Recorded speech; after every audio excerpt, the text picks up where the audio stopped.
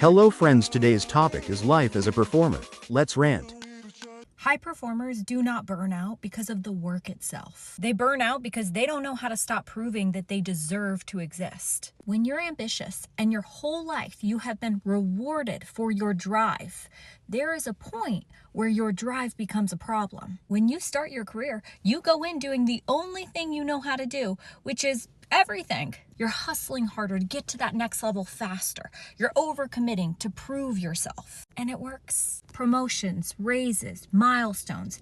It feeds you.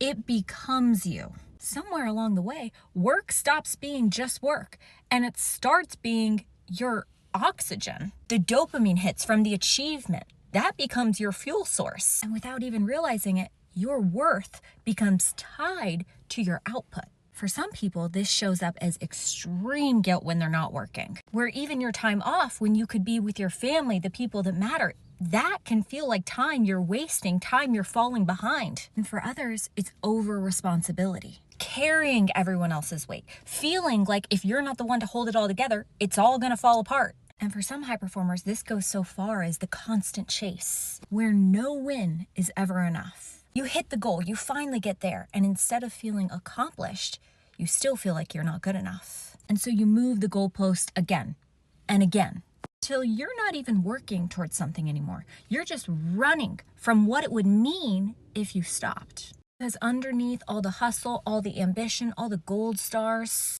it's not excitement that's driving you. It's the fear that if you ever stop achieving, you'll stop mattering.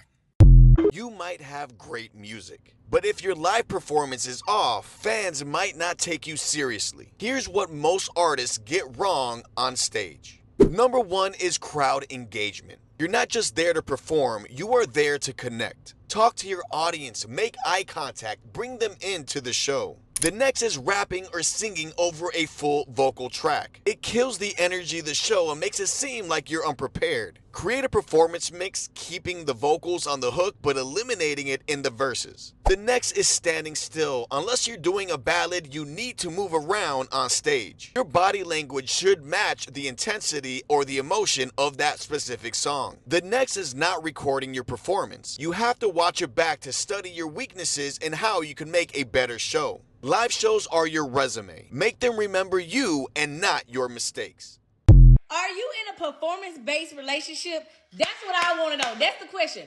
Are you in a performance-based relationship? Now, what does that mean? A performance-based relationship is when you attempt to earn love or acceptance based on how well you perform. Is that you or was that you? I really do want to know how many people feel like they are in a relationship just because, like, what they got to do or what the person do for them. I guess that would be like sugar daddy type status, right? Like, I'm only messing with you because you giving me money. Or like, would you be in a performance-based relationship? Or like, how would you feel if you were in a performance-based relationship? How do y'all feel about that? Comment below or tell me how y'all feel. If you don't know who you are without achieving, you're not successful. You're addicted. Performance addiction is when you tie your self-worth to what you do, not to who you are. You don't rest, you earn.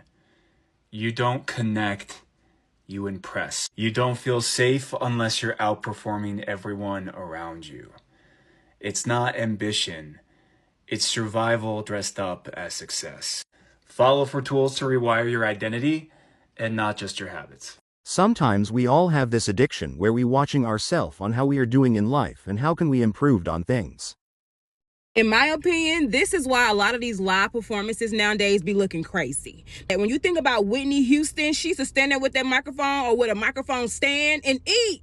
Same with Patti LaBelle. Patti LaBelle kicked them shoes off and we be flabbergasted like, oh shit, you know what I'm saying? Like, you don't have to do all that. It's not meant for everybody to be hitting a 1-2 step. And then if you do have dancers, let the dancers do their job. You killing yourself trying to keep up with the dancers when you're the artist. You're supposed to be focused on the crowd. And in moments where you can hit pockets of dance moves with your dancers, yes. If you study Beyonce, you will see that woman walk the stage, stop, she gonna sing, she gonna rock them hips, you know, focus on singing. She gonna walk that motherfucking stage again. And then when Beyonce do have her dance break moments, it's still very calculated in where it's placed.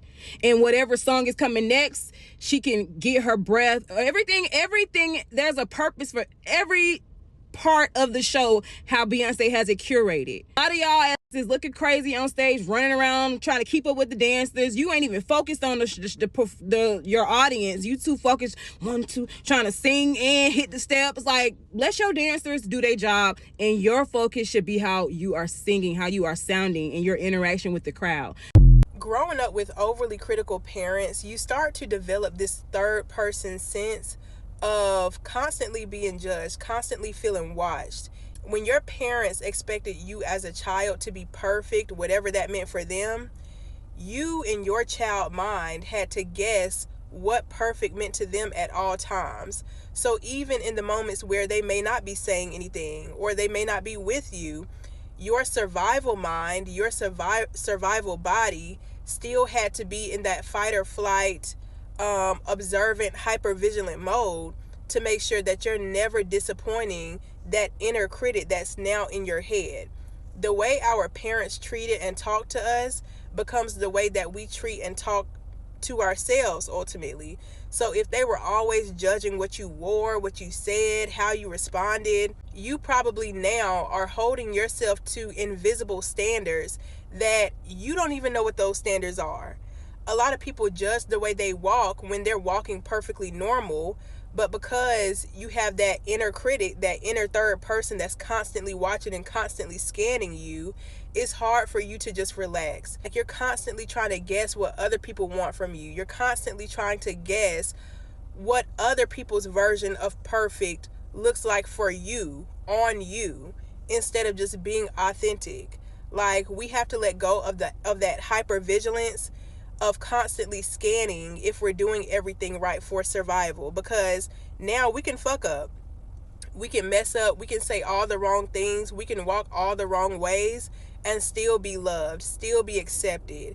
No, I don't have to be perfect. I don't have to walk any specific way. I don't have to talk any specific way. And also make sure that you're judging yourself not on what everybody else might think or might be looking at you as, but start judging yourself from the basis of, like, does this feel good to me? Do I feel safe doing this? Do I feel comfortable in my body right now? Like, am I accepting of me? Here's 4 tips on how to have a better live performance so your shows don't suck. Tip number 1 is to practice. Practice by yourself, practice with a DJ. Just do not go into your set without having practice at all. And while you're at it, hit the gym, get some cardio in. Nobody's trying to hear you dying on stage. Tip number 2 is to create backing tracks for all the songs you're going to perform. Backing tracks are the songs stripped of their main vocals. Usually the ad-libs are left in, the bass is turned up a little. Some people turn the main vocals down really, really low, but they're usually taken out altogether. This is because no one wants to hear you rapping or singing over your own vocals. That is a telltale sign of an amateur performer. Tip number 3 is to plan parts of your set where you will engage with the audience. This can be telling them stories, playing games with them, talking to them, teaching them parts of your lyrics. Just do something, talk to them. If you perform without even acknowledging your crowd, it's a dud. And tip number 4 is to plant people in the crowd. The job of these people is to keep the energy high whenever it feels like it's getting low. They're like planted fans in a sense. If things look like they're dying down, they turn it back up. Tell me what you think about this video in the comments below, and thank you for watching. Until next time.